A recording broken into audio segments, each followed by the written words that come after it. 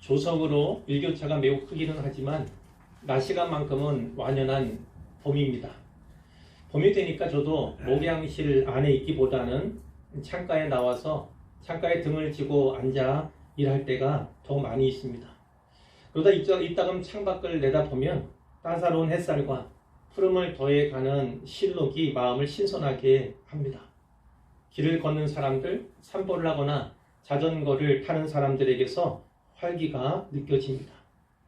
그런데 유독 제 눈과 마음을 사로잡는 사람들이 있습니다. 밭에서 농사 짓는 분들이에요. 흙을 고르고 이랑을 내고 씨를 뿌리거나 이랑에 비닐을 덮고 모종을 심는 사람들의 손길이 분주한 것을 자주 보게 됩니다. 이 근처에서는 종종 볼 수 없게 되었지만 곧 논농사도 시작이 될 겁니다. 그러면 눈꽃 들새 없는 그런 일상이 그들에게 계속되겠지요. 여러분, 논농사든 밭농사든 농부가 봄부터 가을까지 땀을 흘리며 수고하는 까닭이 무엇이겠습니까? 아시다시피 수확을 위해서입니다. 열매를 위해서 그렇게 하는 것이죠. 좀 더 근본적으로 표현을 한다면 심고 거두는 법칙, 파종과 수확의 법칙을 신뢰하기 때문입니다. 자연 법칙으로서 심고 거두는 법칙은 이렇습니다. 심어야 거둘 수 있습니다. 심어야 거둘 수 있어요. 심지 않으면 거둘 수가 없습니다. 심은 종류대로 거두게 됩니다. 콩을 심은 데는 콩이 나고 팥을 심은 데는 팥이 나게 되죠. 많이 심어야 많이 거둘 수 있습니다. 적게 심으면 적게 거둘 수밖에 없습니다. 마지막으로 때가 되어야 거둘 수가 있습니다. 작물에 따라서 수확의 시기는 각기 다르지만 수확하기까지 기다려야 하고 인내해야 합니다. 땅은 속이지 않는다. 땀은 속이지 않는다. 이런 말들을 농부가 신뢰하며 기다리고 인내를 하죠. 제가 앞에서 자연 법칙이라는 단어를 썼지만 이 사실 자연이라는 것, 스스로자 그럴연, 마치 스스로 있는 것 같지만 스스로 존재하거나 저절로 존재하는 게 자연이 아닙니다. 하나님께서 지으신 창조 세계, 그것이 자연이죠. 그러므로 자연 법칙을 정하신 분도 하나님이십니다. 하나님은 이와 같은 법칙을 통해서 창조 세계를 운영하고 경영하시는 분이시죠. 그러나 우리가 더욱 기억해야 할 것은 이 세상만 아니라 영적 세계에서도 이 심고 거두는 법칙, 파종과 수확의 법칙이 작용한다는 사실입니다. 그래서 오늘 이 시간에는 영적 세계에서의 심고 거두는 법칙에 대해서 살피고 또 나눠봄으로 은혜를 나누도록 하겠습니다. 자, 영적 세계에서 심고 거두는 법칙 첫 번째는요. 사람이 무엇으로 심든지 그대로 거두게 됩니다. 하나님이 그렇게 하신다는 말씀이에요. 7절 말씀을 같이 읽겠습니다. 스스로 속이지 말라. 하나님은 업신여김을 받지 아니하시나니 사람이 무엇으로 심든지 그대로 거두리라. 아멘. 심은 대로 거두리라. 이 말씀은 하나님의 법입니다. 만고불변의 진리죠. 그러므로 누구든지 이 말씀을 삶의 기준과 법칙으로 삼아야 하겠습니다. 이 말씀을 통해서 우리가 유념해야 할 것들을 생각해 본다면 이런 것들이겠죠. 아무것도 심지 않고 거두려 하거나 반대로 수확을 바라면서도 아무것도 심지 않는 행위, 이것들은 경계해야 합니다. 이 같은 마음이나 생각, 태도나 행위는 스스로를 속이는 일일 뿐만 아니라 하나님을 만홀히 여기는, 하나님을 업신여기는 일이라고 성경이 말씀하는 겁니다. 또 콩을 심어놓고 팥이 나길 원하거나 팥을 심어놓고 콩이 나길 구하는 그런 행위도 마찬가지예요. 콩도 좋은 것이고 팥도 필요한 것입니다. 그러나 콩이 나길 원하면 콩을 심어야 합니다. 팥이 나길 원하면 팥을 심어야 하죠. 그러니 하물며 영적으로 나쁜 것을 심어놓고 좋은 열매를 구하거나 또 악을 심어놓고 선한 열매를 기대하는 것은 자신을 속이는 일일 뿐만 아니라 하나님을 업신여기는 일입니다. 또한 적게 심어놓고 많은 것을 구하는 행위도 동일하죠. 고린도후서 9장 6절에 연보에 대해서 말씀을 하시면서 이런 말씀을 주세요. 이것이 곧 적게 심는 자는 적게 거두고 많이 심는 자는 많이 거둔다 하는 말이로다. 적게 심는 자는 적게 거두고 많이 심는 자는 많이 거두는 것이 하나님의 법입니다. 그러므로 적게 심어놓고 많은 것을 구하는 행위, 그건 역시도 스스로를 속일 뿐만 아니라 하나님을 업신여기는 일이다. 이렇게 기억을 해야겠습니다. 그러나 하나님은 결코 만홀히 여김을 받는 분이 아니세요. 업신여김을 받지 않으시는 분이십니다. 사람이 무엇으로 심든지 그대로 거두게 하심으로써 스스로 영광을 취하시는 분이 우리 하나님이시다. 그것을 꼭 기억하시기를 바랍니다. 로마서 6장 23절에 보면 죄의 삭은 사망이요 이런 말씀이 있습니다. 죄의 삭은 사망이요. 죄 문제를 해결하지 않으면, 죄 문제를 해결받지 못하면 지옥과 영벌과 하나님과의 영원한 분리를 결코 면할 수 없습니다. 베드로전서 1장 9절에 믿음의 결국 곧 영혼의 구원을 받음이라 이런 말씀이 있는데, 예수 그리스도를 믿는 자는 그 영혼이 구원을 받게 되죠. 요한복음 3장 18절에 그를 믿는 자는, 예수 그리스도를 믿는 자는 심판을 받지 아니하는 것이요 믿지 아니하는 자는 벌써 심판을 받은 것이니라 이런 말씀이 있어요. 그리스도 예수를 믿지 않으면, 예수 그리스도를 믿지 않으면 하나님께 심판을 받게 됩니다. 요한복음 5장 29절에 선한 일을 행한 자는 생명의 부활로, 악한 일을 행한 자는 심판의 부활로 나오리라 이런 말씀이 있는데요. 예수를 믿음으로 선을 행하면 생명을 얻게 되지만 그렇지 않은 경우에는 심판을 면할 길이 없다는 말씀입니다. 영적 세계에는요, 중간지대란 없습니다. 회색지대도 없습니다. 예수 천당, 불신 지옥 이러는 말이 이 땅은 세상 사람들에게 그리스도인들의 편협한 사고와 태도를 보여주는 대명사처럼 회자가 되기도 하지만 그것 자체는 진리입니다. 예수 믿지 않으면 지옥 가고 예수 믿어야만 천국 가는 것, 그것이 진리입니다. 이제 두 번째로요, 자기 육체를 위하여 심는 자는 육체로부터 썩어질 것을 거두게 된다. 하나님이 이렇게 말씀을 하십니다. 8절 앞부분 말씀을 같이 읽어보겠습니다. 자기의 육체를 위하여 심는 자는 육체로부터 썩어질 것을 거두고. 아멘. 이 말씀에서 우리는 두 가지 사실을 발견할 수 있습니다. 하나는 육체를 위하여 심으면 육체로부터 거두게 된다는 거예요. 육체로부터 거두게 됩니다. 다른 하나는 육체로부터 거두게 되는 그것은 결국 썩어질 것이다 라는 사실이에요. 쉽게 생각하면 이렇게 생각할 수 있겠죠. 내 육체를 위해서 열심히 운동을 합니다. 그러면 몸에 반응이 나오잖아요. 효과가 있잖아요. 육체가 건강해집니다. 하지만 그 육체는 결국 썩어질 것에 불과하죠. 그러니 썩어질 것을 위하여 살지 말고 썩지 아니할 것을 위하여 살라, 이런 논리로 이야기할 수 있어요. 뭐 말이 안 된다 이렇게 할 수는 없죠. 그러나 육체를 위하여 심는 자란 그 정도의 의미가 아닙니다. 타락한 육체의 본성을 따라서 규모 없이 살아가는 것을 뜻합니다. 로마서 8장의 언어를 빌리자면요, 그것은 육체를 위하여 심는 자, 이 심는 자는 육신을 따르는 자입니다.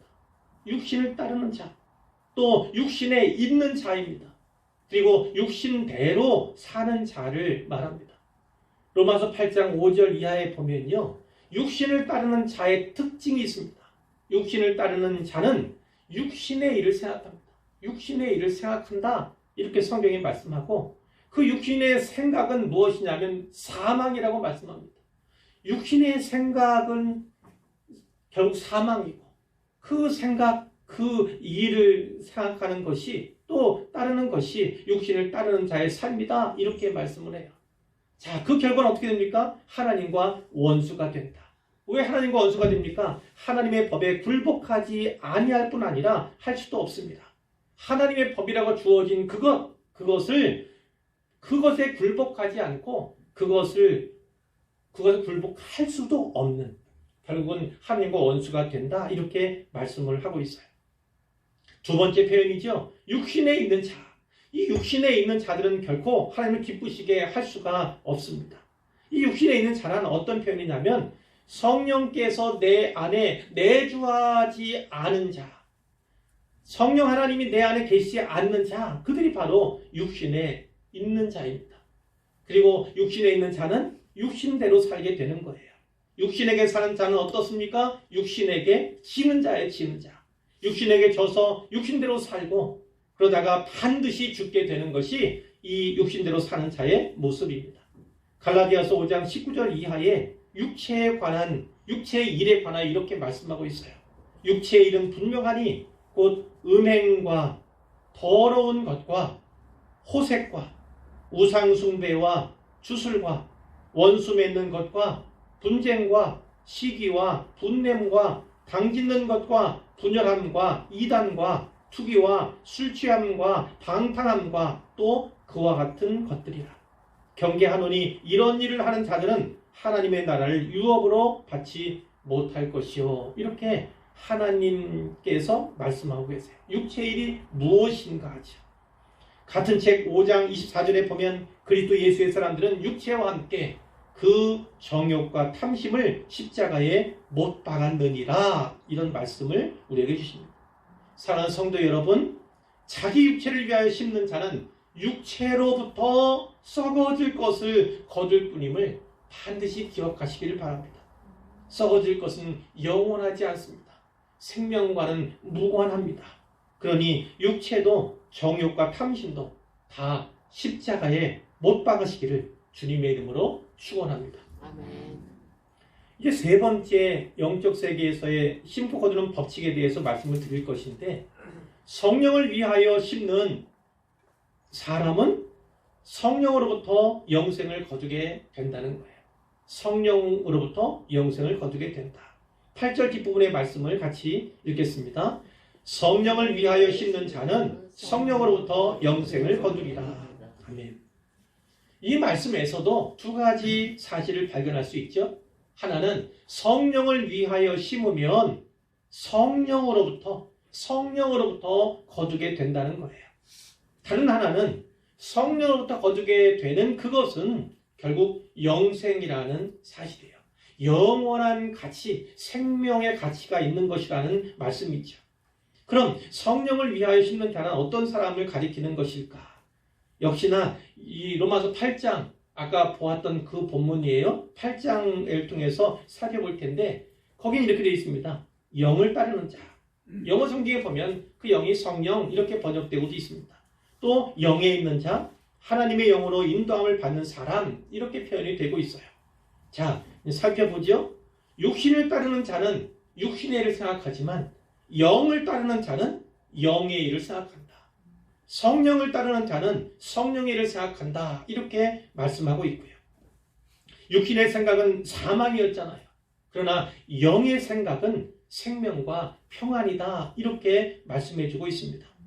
육신에 있는 자들과는 달리 그들은 이 새로운 차원에 있죠. 이들은 영에 있어요. 성령에 있습니다. 이렇게 얘기할 수도 있고, 그리스도의 영, 성령의 내주를 늘 경험하는 사람들입니다. 그래서 그리스도의 사람, 이렇게 구별되는 사람들이 바로 이들입니다. 육신에 져서 육신대로 살아가는 사람이 있는가 하면 이 사람들은 그렇지 않은 거죠. 오히려 영으로서 몸의 행실을 죽입니다. 그렇기 때문에 죽는 것이 아니라 살게 된다고 말씀을 하고, 하나님의 영으로 인도함을 받는 사람은 곧 하나님의 아들이다 라고 하는 이런 귀한 신분, 그런 귀한 이름을 얻게 됩니다. 우리는 성령을 받았는데 그 성령은 양자의 의미도 합니다. 그래서 우리가 하나님 아버지를 가리켜 아빠, 아버지 이렇게 부를 수가 있다는 것이죠. 그 아빠, 아버지로 부를 수 있는 하나님의 자녀라면 하나님의 상속자가 된다. 예수님과 함께 한 상속자다. 예수님도 또 우리도 마찬가지로 하나님의 상속자다 이렇게 우리가 볼 수가 있습니다. 다시 갈라디아서 5장에 보면요. 5장 5절에 우리가 성령으로 믿음을 따라 의의 소망을 기다리노니 성령을 따르는 사람이 곧 믿음을 좇아 살아간 사람이고 그 사람만이 소망이 있다는 겁니다. 특별히 의의 소망이라고 있습니다. 하나님 앞에 의로운 자로 발견되는 은혜에 대해서 말씀하고 있습니다. 하나님 앞에 누구도 다 서게 될 텐데 심판대에 서게 될 텐데 그때 판단될 텐데 그 앞에서도 소망을 가진 자가 바로 이 사람들이다. 이렇게 이야기를 하고 있고요. 5장 16절 이하에 보면 내가 이르노니 너희는 성령을 따라 행하라. 성령을 따라 행하면 어떻게 됩니까? 그리하면 육체의 욕심을 이루지 아니하리라. 육체의 욕심을 이루는 것이 아니라 성령의 영의 그 소욕을 따르게 된다는 거죠. 너희가 만일 성령의 인도하시는 바가 되면 율법 아래에 있지 아니하리라 이런 말씀도 있어요. 성령의 인도를 받는 사람은 율법 아래에 있는 자가 아니다 이렇게 말씀을 하고요. 또 앞에 육체 일에 대해서 말씀했지만 이제는 성령의 열매에 대해서 말씀을 하십니다. 사랑과 희락과 화평과 오래 참음과 자비와 양선과 충성과 온유와 절제니 이렇게 말씀하고 있죠. 만약 우리가 성령으로 살면 또한 성령으로 행해야 한다 이런 교훈을 우리에게 주고 계십니다. 방금 전에 율법 아래에 있지 않다 이런 표현이 있는데요. 겸하에서 로마서 말씀을 보면 이렇습니다. 로마서 6장 14절에 죄가 너희를 주관치 못하리니 이는 너희가 법 아래에 있지 아니하고 은혜 아래에 있음이니라 이런 말씀입니다. 이 법 아래, 이 법이 뭐냐면 율법입니다. 우리는 더 이상 이 죄의 주장을 받지 않는다는 거예요. 왜 그러냐면 그리스도인은 율법 아래에 있는 자가 아니라 하나님의 은혜 아래에 있는 자다. 그렇기 때문이다 라고 말씀을 하죠.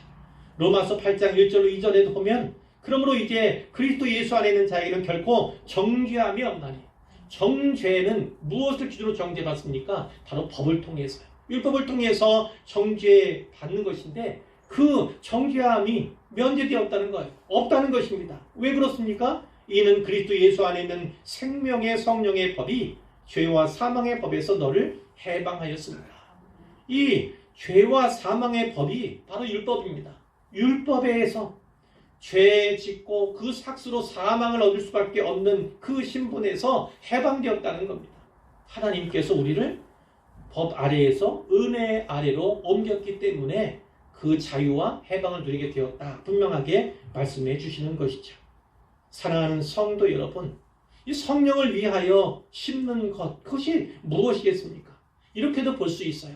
우리 성령님에 대해서 이 신학적인 용어로 여러 가지 표현들을 씁니다. 물론 성경에 나오는 표현도 있고 그렇지 않은 표현도 있지만 우리 성령님은 구원의 영이시고 생명의 영이십니다. 그러니까 구원과 생명을 위한 일에 합력하고 동력하는 것, 그것이 바로 성령을 위하여 심는 거예요. 우리 성령님은 회개의 영이시고 변화의 영입니다. 회개를 돕고 변화를 돕는 일, 그것이 매우 가치 있는 것이죠. 우리 성령님은 성결의 영이시고 거룩의 영이십니다.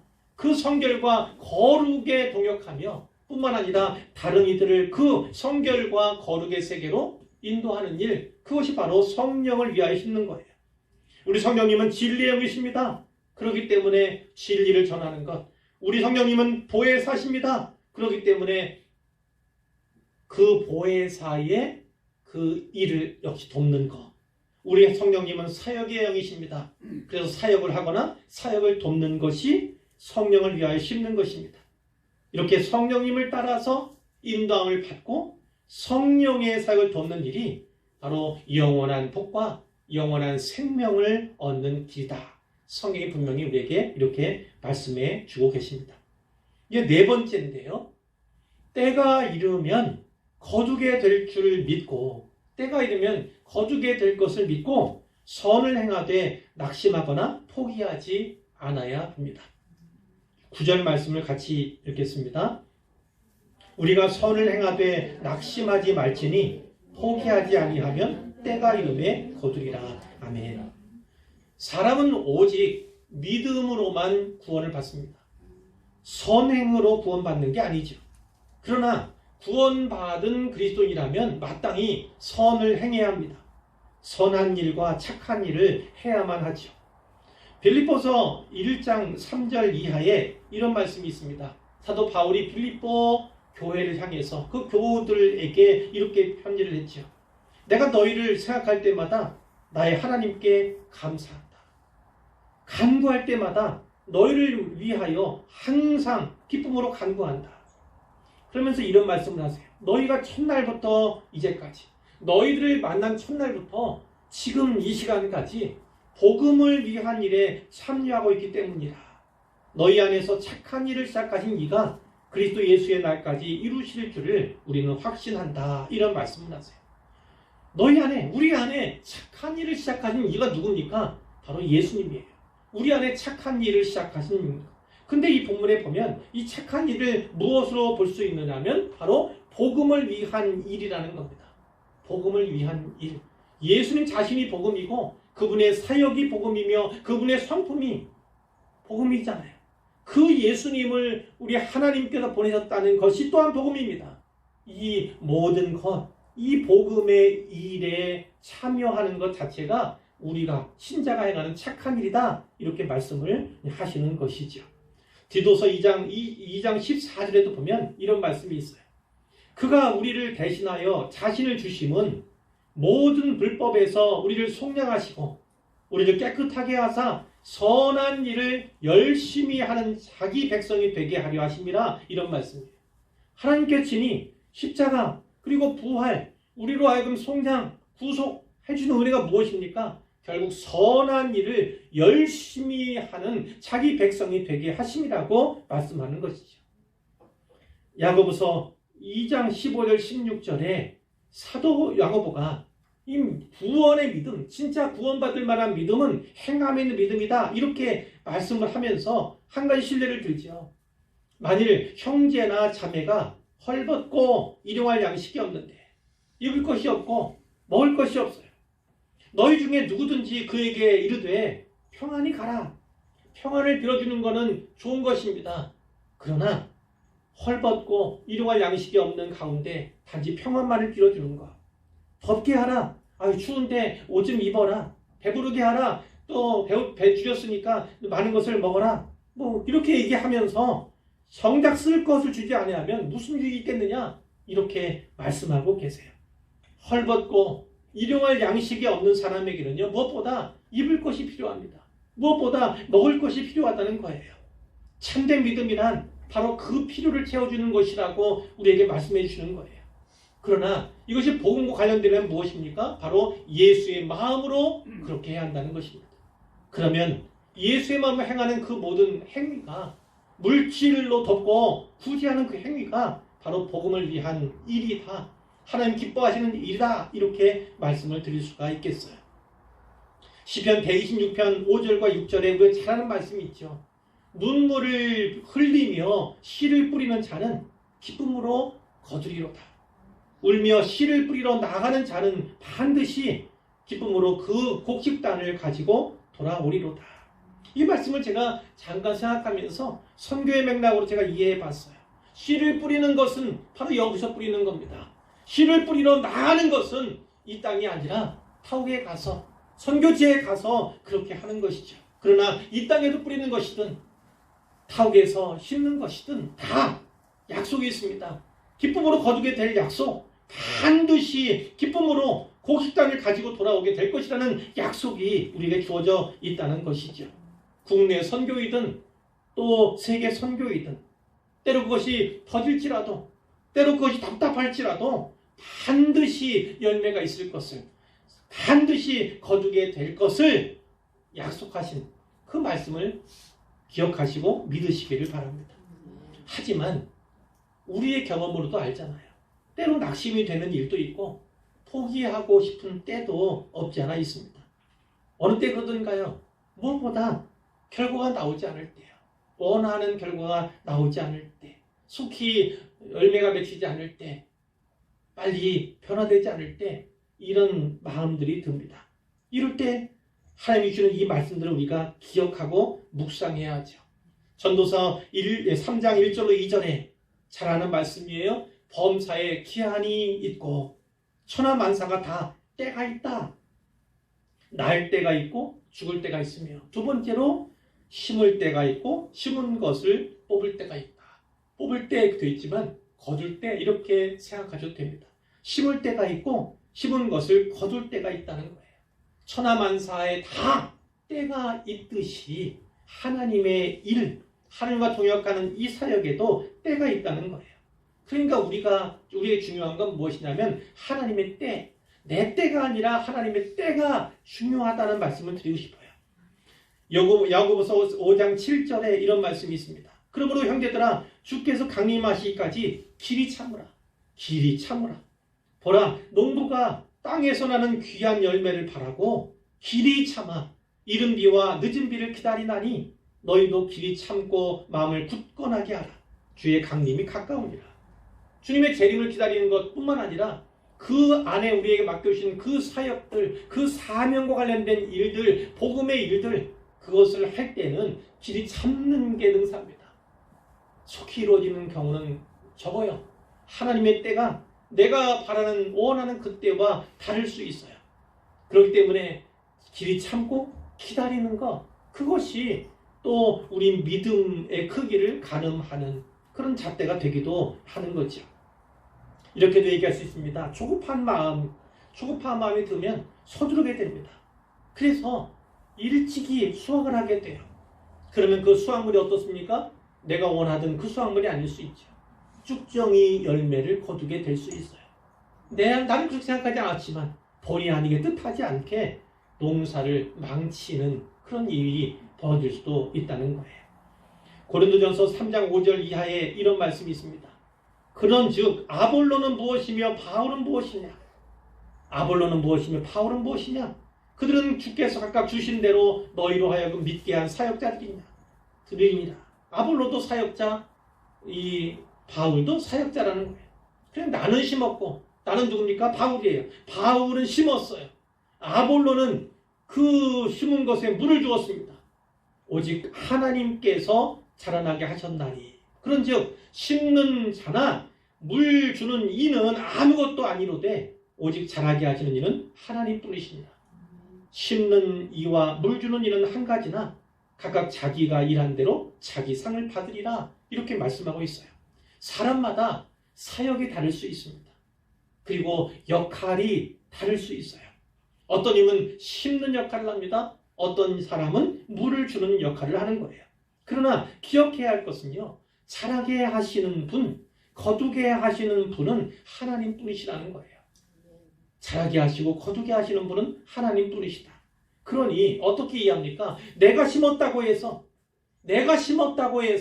내가 열매를 거두어야 한다, 이렇게 생각하는 것은 편협한 생각일 수 있다는 것을 우리가 깨달아야만 합니다.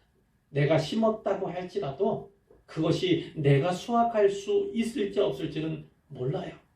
우리 다음 세대에 수확할 수 있는 일이 있고 내 손주 때에, 증손주 때에 수확할 수 있는 그 열매가 맺혀질 수도 있는 그런 일이 일어날 수도 있습니다. 그러나 중요한 건 내가 아니더라도 반드시 때가 되면 누군가가 수확 열매를 얻을 수 있다, 수확할 수 있다, 거두게 된다는 사실만큼은 분명하다는 거예요. 제가 말씀을 드린 바가 있죠. 어떤 분이 오랫동안 아프리카에서 선교했습니다. 30년을 선교했는데 한 명의 구원자도 이 영혼 구원을 하지 못했어요. 아무도 예수님을 영접한 사람이 없습니다. 그러면서 자기가 사역하는 것이 마치 덧없이 된 것처럼, 의미 없이 된 것처럼 이렇게 안타까워하는 그런 가운데 있었어요. 그런데 이 연로한 선교사를 대신해서 들어간 다음 선교사가 어떤지 아십니까? 가자마자 많은 열매들을 맺기 시작했습니다. 바로 그거예요. 열매를 내가 씨를 심었다고 해서, 내가 무언가를 뿌렸다고 해서 내가 꼭 거둘 수 있다는 법은 없습니다. 그러나 누군가는 거둘 것이고 때가 되면 거둘 것이고 반드시 거두게 될 것은 확실한 하나님의 약속이 있는 것이죠.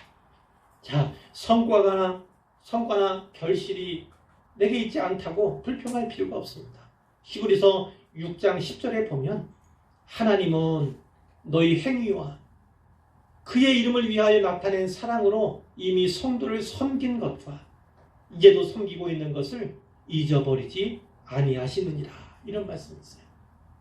하나님은 예수님을 위하여 그분의 이름으로 행한 모든 것, 모든 섬김과 모든 행위 결코 잊어버리지 아니하신다. 그렇게 약속하고 계십니다. 이 약속을 통해서 아무리 힘겹고 답답하며 더디어진 같이 보이는 그런 상황 가운데도 낙심하지 않고 포기하지 않을 수 있는 힘을 얻으시기를 바랍니다. 이제 마지막으로 5번째예요. 기회 있는 대로 모든 이에게 착한 일을 해야 합니다. 기회 있는 대로 모든 이에게 착한 일을 해야 합니다. 10절 말씀 같이 읽겠습니다. 그러므로 우리는 기회 있는 대로 모든 이에게 착한 일을 하되 더욱 믿음의 가정들에게 할지니라. 아멘.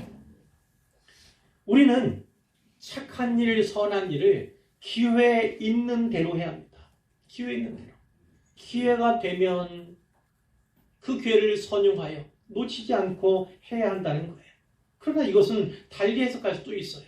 언제나 선을 베풀어야 하고 언제나 착한 일을 해야 한다는 겁니다. 그래서 그것이 어떤 사람에게는 예수님의 모습으로 다가가지고 예수님의 마음을 발견하게 되는 통로가 되고 도구가 될 수도 있다는 것을 우리가 명심할 필요가 있는 거죠. 기회 됐는지 안 됐는지 그것을 살피기보다 언제나 항상 착한 일을 하고 선한 일을 하는 그런 우리 뭐가 되었으면 좋겠어요. 자, 또 모든 이에게 선을 베풀어야 한다. 이렇게도 말씀하고 있습니다. 모든 이에게. 로마서 12장 15절 17절에 이런 말씀이 있어요. 즐거워하는 자들과 함께 즐거워하고 우는 자들과 함께 울라. 그리스도인들은 이런 삶을 살아야 합니다. 즐거워하는 사람들과 함께 즐거워하는 것, 우는 자들에게 함께 울어주는 것, 그것이 우리에게 필요한 일이고 우리가 해야 할 일이다. 아무에게도 악을 악으로 갚지 말고 모든 사람 앞에서 선한 일을 도모하라. 악을 악으로 갚지 말래. 나에게 악하게 대하는, 나를 선대하는 것이 아니라 악대하는 그런 사람에게조차도 선한 일을 도모하라는 겁니다. 이것이 바울의 교훈이고 성경이 우리에게 주는 말씀인 거예요. 복음의 지경은 넓어져야 합니다. 넓혀 가야만 합니다. 모든 이에게 착한 일을 하는 것 중요하지요. 그러나 오늘 성경 말씀에도 나온 것처럼 더욱 믿음의 가정들에게 할지니라. 이런 말씀이 있어요. 믿음의 동역자, 주 안에서 형제 자매가 된 그 사람들을 돕고 섬기는 것, 그것은 의무다라는 거예요. 의무다.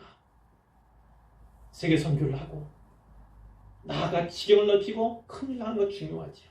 그러나 가장 가까이에서 한몸된 공동체를 이루는 형제 자매들, 그들을 돌보고 피를 채우는 것, 어려움을 나누는 것, 그것은 의무다. 이렇게 성경이 말씀하고 있는 거예요.